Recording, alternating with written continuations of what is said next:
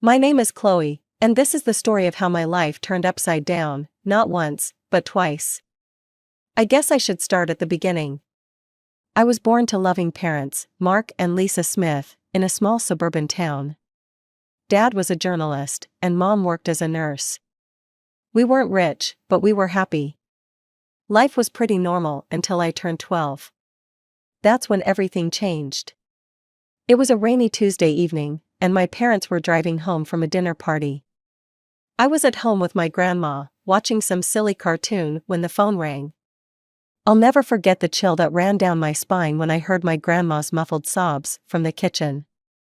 The next few days were a blur. Mom died on impact, they told us. Dad survived, but barely.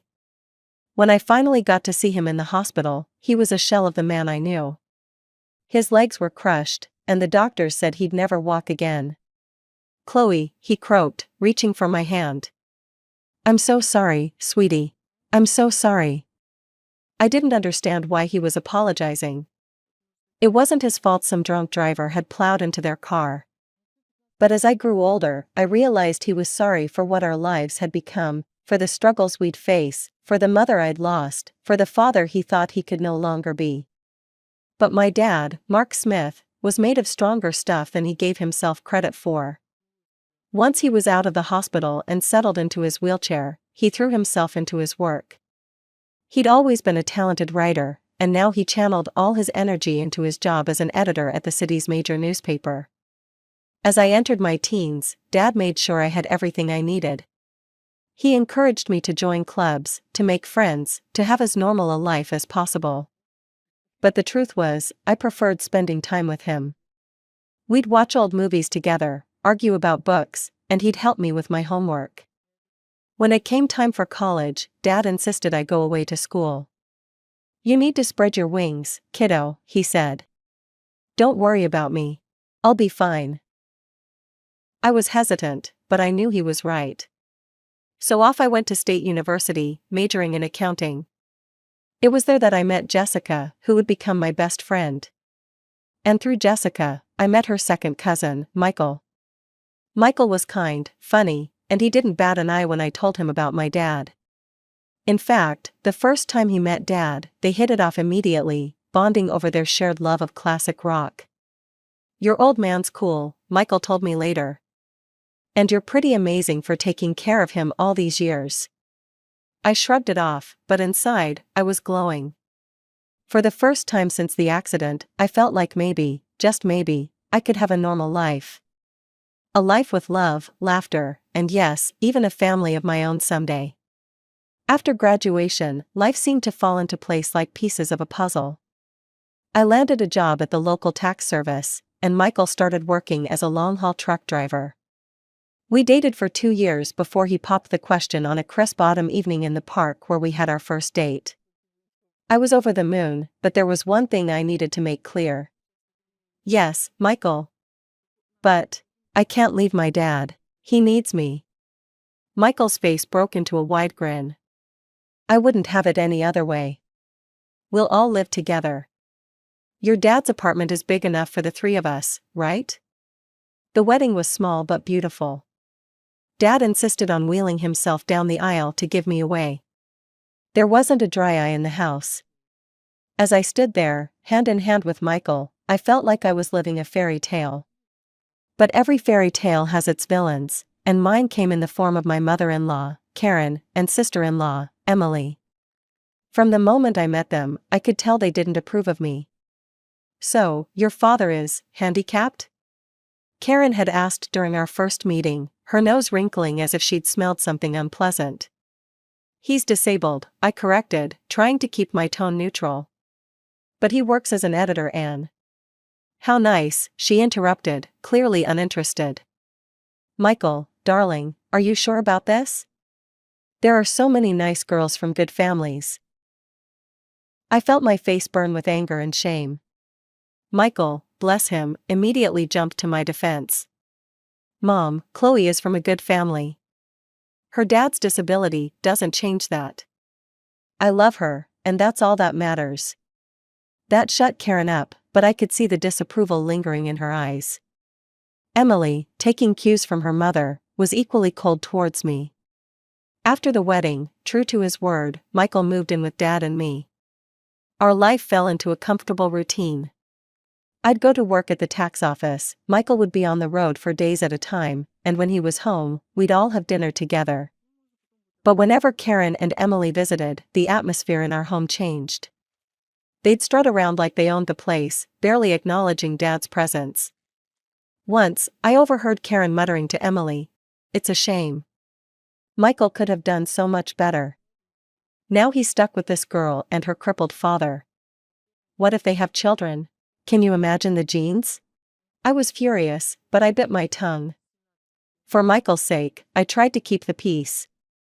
But it was getting harder and harder.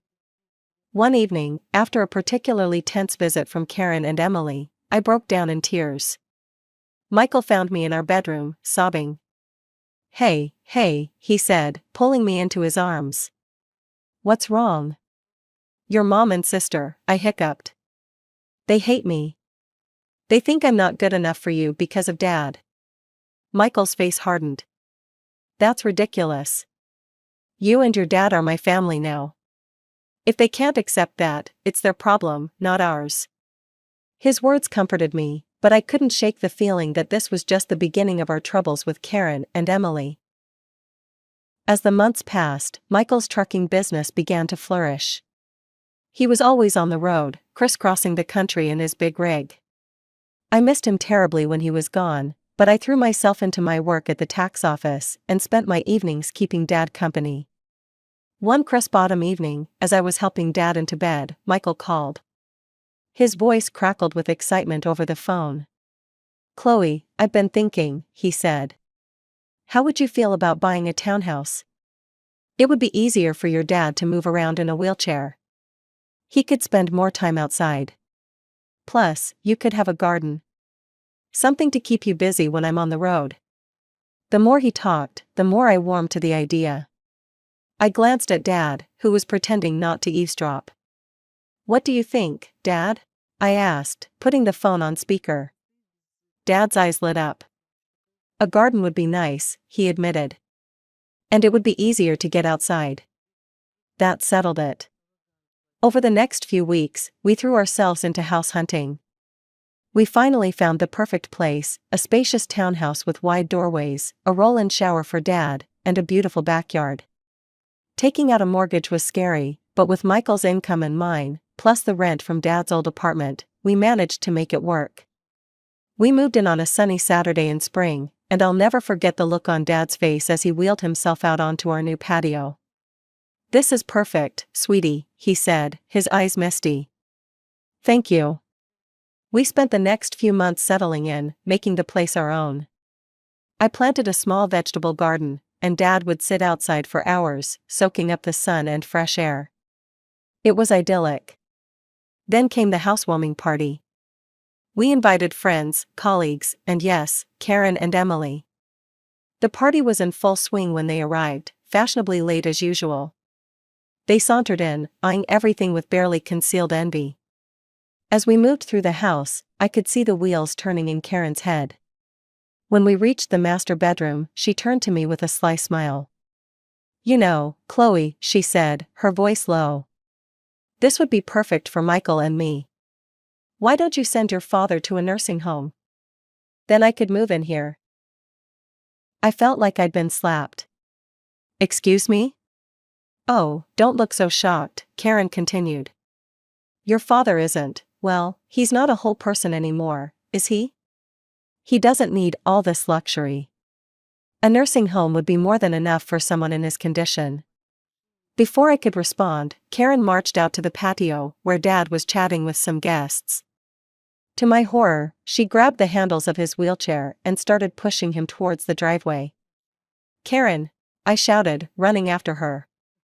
"What are you doing?" "If he won't go to a nursing home, he can stay outside," she sneered. "That's what you wanted, isn't it? For him to be outdoors?" I was shaking with rage and disbelief. Thankfully, Michael had heard the commotion and came running. His face turned red with anger when he saw what his mother was doing. "Mom," he bellowed. What the hell are you doing? Let go of Mark's chair right now. Karen looked shocked at Michael's tone. But honey, I was just.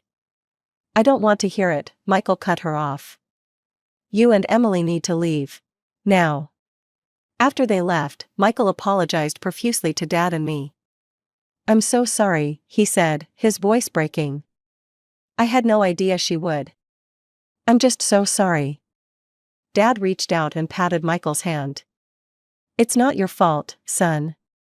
Some people, they just can't understand. Life settled into a new rhythm after the housewarming incident. Karen and Emily kept their distance, which suited me just fine. Michael threw himself into his work, taking on more long-haul routes to help cover our new mortgage. I split my time between my job at the tax office and tending to our home and Dad. 2 years passed in the blink of an eye. Our life fell into a comfortable routine. Michael was on the road more often than not, but when he was home, our little family was happy.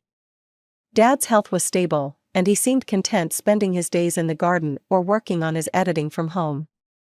Then came the call that shattered my world. I was at work when my phone rang. An unfamiliar male voice greeted me. Mrs. Thompson? This is Officer Rodriguez from the Highway Patrol. My heart dropped into my stomach. Yes? I managed to squeak out. I'm sorry to inform you that your husband, Michael Thompson, has been in a serious accident. The rest of the conversation was a blur. Words like head-on collision and didn't make it floated around me, but I couldn't process them. It wasn't until I heard myself thanking the officer and hanging up that reality began to sink in. Michael was gone. The next week was a haze of grief and disbelief. I moved through the motions of planning the funeral like a robot, barely able to comprehend what was happening. The day before the funeral, I steeled myself and called Karen. I thought she deserved to hear about her son's death from me, not from some impersonal newspaper obituary. Hello? Karen's sharp voice answered. Karen, it's Chloe, I said, my voice trembling. It's about Michael. He's gone. There was an accident. There was silence on the other end of the line. Then, to my shock, Karen's voice came back, dripping with venom. This is your fault, she hissed. You forced him to work so hard, driving that truck to pay for your fancy house. You killed my son. I was stunned. Karen, that's not. Save it, she snapped. I expect you to give him the best funeral money can buy. But don't expect a penny from us. You made your bed, now lie in it. The line went dead. I stood there, phone in hand, tears streaming down my face. How could she be so cruel? How could she blame me for this? The day of Michael's funeral dawned gray and drizzly, matching my mood perfectly. The church was packed. Michael had been well liked in the community, and it seemed like half the town had turned out to pay their respects. After the service, as people filed past to offer their condolences, I was struck by the absence of Michael's mother and sister. They hadn't even bothered to show up to their own son and brother's funeral. Dad reached out and squeezed my hand. Their loss, sweetie. We're family, and we'll get through this together. As we pulled into our driveway, something seemed off. The lights were on in the house, which was strange, because I was sure I'd turned everything off before we left. Did you leave any lights on, Dad? I asked, frowning. He shook his head. No, I don't think so. As we got closer, I could see movement inside the house. My heart started racing. Were we being robbed? On the day of Michael's funeral, no less? I helped Dad out of the car and into his wheelchair, my mind racing. Should I call the police? But as we approached the front door, I heard familiar voices inside. My blood ran cold as I recognized them. I pushed open the door to find Karen and Emily in our living room, surrounded by boxes and pieces of furniture. What the hell is going on here? I demanded, my grief momentarily forgotten in the face of this outrageous intrusion. Karen turned to me, her face a mask of false sympathy. Oh, Chloe, dear. We're just helping you pack up. After all, you can't possibly afford to keep this place now that Michael's gone. I was speechless. Emily chimed in, her voice sickeningly sweet. Don't worry, you can go back to your father's apartment. It's cozy. I could feel the rage building inside me. Get out, I said, my voice low and dangerous. Get out of my house right now. Karen had the audacity to look offended. This house belongs to us now. All of Michael's property does. We're his real family, after all. Like hell you are, I exploded. Where were you today? At his funeral? Oh, that's right, you couldn't be bothered to show up. Karen waved her hand dismissively. We were busy making arrangements. Now, be a good girl and start packing. We'll need you out by tomorrow. I couldn't believe what I was hearing. These women hadn't shed a tear for Michael, hadn't even attended his funeral, and now they were trying to kick us out of our home? I'm calling the police, I said, pulling out my phone. Karen and Emily exchanged worried glances. They clearly hadn't expected me to fight back. Now, Chloe, Karen began, but I cut her off. No. You have exactly 5 minutes to get out of my house before I call the cops. This is my home. Michael and I bought it together. You have no right to be here. Maybe it was the steel in my voice, or the fire in my eyes, but Karen and Emily finally seemed to realize they'd gone too far. They gathered their things and left, but not before Karen turned to me with a sneer. This isn't over, Chloe. You'll be hearing from our lawyers. The days following Michael's funeral were a blur of grief, anxiety, and paperwork. I threw myself into sorting out Michael's affairs, partly to keep busy and partly out of fear that Karen and Emily would try to swoop in and take what wasn't theirs. A week after the funeral, I received a call from a local law firm. My heart raced as I answered, fearing it was Karen making good on her threat of legal action. Mrs. Thompson, a crisp, professional voice asked. This is James Anderson from Anderson and Partners. I'm calling regarding your late husband's will. I felt a glimmer of hope. His will? I didn't know he had one. Yes, ma'am. Mr. Thompson came to see us about 6 months ago. He asked that we contact you in the event of his passing. I scheduled an appointment for the next day, my mind reeling. Why hadn't Michael told me about this? What did it mean? The next morning, I wheeled Dad into Mr. Anderson's office. The lawyer greeted us warmly, his kind eyes crinkling at the corners.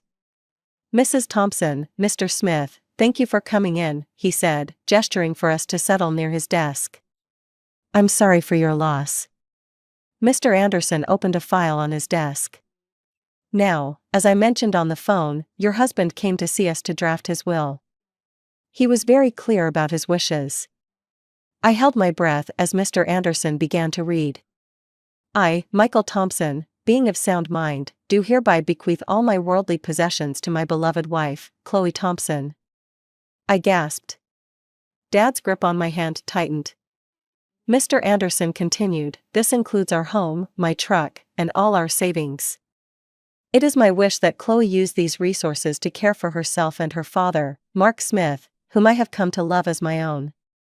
Tears were streaming down my face now. Even from beyond the grave, Michael was taking care of us. There's more, Mr. Anderson said gently. Mr. Thompson left a letter for you. He handed me an envelope. With shaking hands, I opened it and began to read. My dearest Chloe. If you're reading this, it means I'm gone. I'm so sorry for leaving you and Mark. Please know that you two were the best thing that ever happened to me.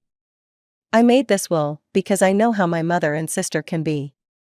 I didn't want to worry you, but I needed to make sure you and Mark were protected if anything happened to me. You're my real family, Chloe. You and Mark. Not them. Take care of each other. Live your lives to the fullest. And know that I'll always be watching over you. All my love, Michael. I clutched the letter to my chest, sobbing. Dad was crying too, his weathered hand patting my arm. Mr. Anderson gave us a moment before speaking again. Mrs. Thompson, there's one more thing. Your husband's truck was insured. Given the circumstances of the accident, the insurance company will be paying out the full value of the policy. I looked up, sniffling. What does that mean? It means, Mr. Anderson said with a small smile, that you'll be receiving a substantial sum. Enough to pay off your mortgage and then some. As we left the lawyer's office, I felt like a weight had been lifted from my shoulders. We were going to be okay. Michael had made sure of it. As we pulled into our driveway, I noticed a familiar car parked on the street. My heart sank as I recognized Karen's sleek sedan. Oh no, I muttered. What now? Sure enough, Karen and Emily were waiting on our front porch. But this time, I wasn't afraid. I had Michael's letter in my pocket and the strength of his love in my heart. Chloe, Karen began as we approached, her voice sickly sweet. We need to talk about Michael's estate. I stood tall, looking her straight in the eye. No, Karen. We don't. Michael left everything to me. It's all legal and official. And do you want to know why? Because we were his real family. Not you. Now, please leave. You're trespassing on my property. For once, Karen was speechless. Emily tugged at her arm, whispering urgently. With one last venomous glare, they got in their car and drove away. The weeks following our meeting with the lawyer were a whirlwind of activity. I threw myself into settling Michael's affairs, grateful for the distraction from my grief. The insurance payout came through, and true to Mr. Anderson's word, it was enough to pay off our mortgage, with plenty left over. One afternoon, as I was going through Michael's desk, I came across a small notebook. Curious, I opened it and found pages filled with his messy scrawl. It was a journal of sorts, filled with his thoughts and plans for our future. Thinking about starting a college fund for our future kids, one entry read. Want to make sure they have the best start in life. My heart clenched. We had talked about having children someday, but had decided to wait until we were more financially stable. Now, reading Michael's private hopes and dreams, I felt a fresh wave of grief wash over me. Oh, Michael, I whispered, clutching the notebook to my chest. We had so many plans. That night, I tossed and turned, unable to sleep. My mind kept drifting to the journal, to the future we'd never have. When I finally drifted off, I dreamed of Michael. He was smiling, holding out his hand to me. It's okay, Chloe, he said in my dream. Everything's going to be all right. I woke up the next morning feeling different. I couldn't quite put my finger on it, but something had changed. As I got ready for work, a wave of nausea hit me. I barely made it to the bathroom in time. But as the days went by, the morning sickness persisted. At first, I chalked it up to stress and grief. But a small voice in the back of my mind whispered another possibility. Finally, after a week of this, I found myself standing in the pharmacy aisle, staring at pregnancy tests. With trembling hands, I bought one and hurried home. The 3 minutes I waited for the result were the longest of my life. When I finally looked at the test, I saw 2 clear blue lines. I sank to the bathroom floor, a mix of emotions overwhelming me. Joy, fear, grief, hope, they all swirled together in a dizzying cocktail. Chloe? Dad's voice came through the door. Everything okay in there? I opened the door, tears streaming down my face. Dad's expression immediately changed from concern to alarm. What's wrong, sweetie? He asked. I held up the test, my hand shaking. I'm pregnant, Dad. I fell into his arms, sobbing. He held me, stroking my hair like he used to when I was a little girl. It's okay, he murmured. It's going to be okay. You're not alone, Chloe. And this baby is a gift. A piece of Michael that will live on. His words struck a chord in me. This baby was a part of Michael, a continuation of our love. Suddenly, the fear began to recede, replaced by a fierce determination. You're right, I said, wiping my eyes. This baby is a gift. And we're going to be okay. Dad smiled, his eyes crinkling at the corners. That's my girl. Now, let's get you something to eat. You're eating for two now, after all.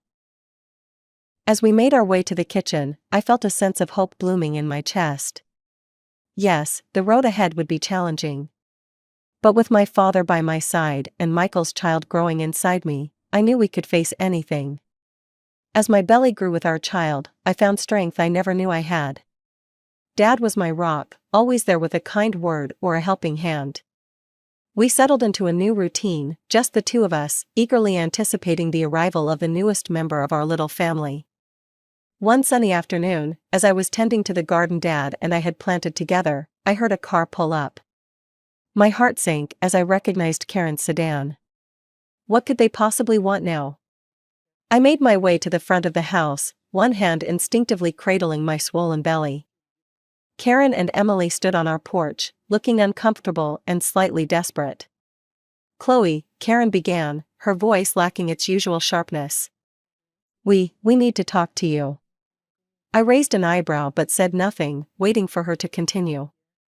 Emily chimed in, her eyes darting around nervously. "We've hit some hard times. We were wondering if we could stay in your father's old apartment. Just until we get back on our feet." I couldn't believe what I was hearing.